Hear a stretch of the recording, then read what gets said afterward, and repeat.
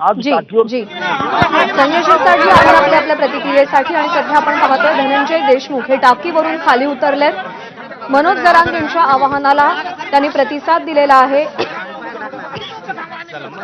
मनोज जरांगेंनी सातत्यानं धनंजय देशमुख यांना आवाहन केलं की टाकीवरून खाली यावं, आत्महत्येसारखं टोकाचं पाऊल उचलू नये। आणि त्यांच्या या आवाहनाला धनंजय देशमुख यांनी प्रतिसाद दिलेला आहे। गेल्या साधारण 2-2.5 तासांपासून 1.5-2 तासांपासून धनंजय देशमुख हे पाण्याच्या टाकीवर चढून होते आणि अखेर ते खाली उतरलेले आहेत।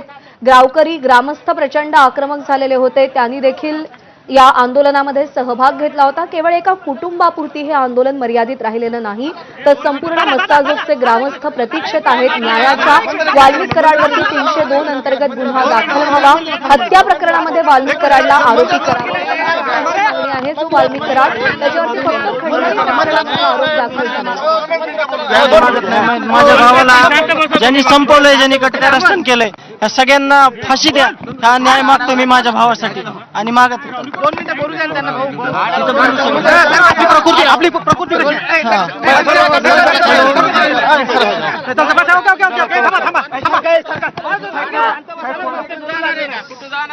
बोलू लागले ना, तुम्हाला काय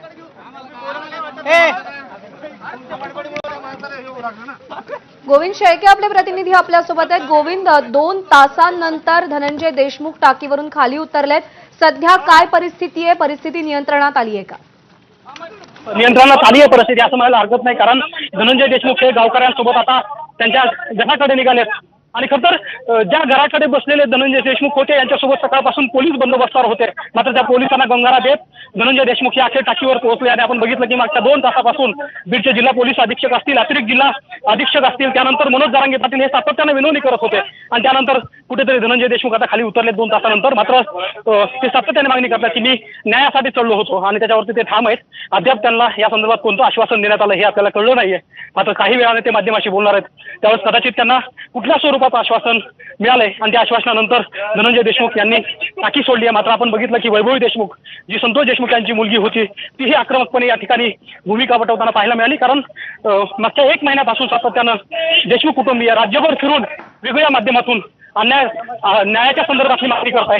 तेच देशमुख कुटुंबीय आज आक्रमक होताना आपल्याला पाहायला मिळालं आणि टावरवर चढून आंदोलनची भूमिका घेतलेलं देशमुख कुटुंबीय आपल्याला यावरती टाकीवरती पाहायला मिळालं। पोलीस बंदोबस्त मोठा होता, मात्र पोलिसांना गुंगारा देत देशमुख कुटुंबीय ज्यावेळेस टाकी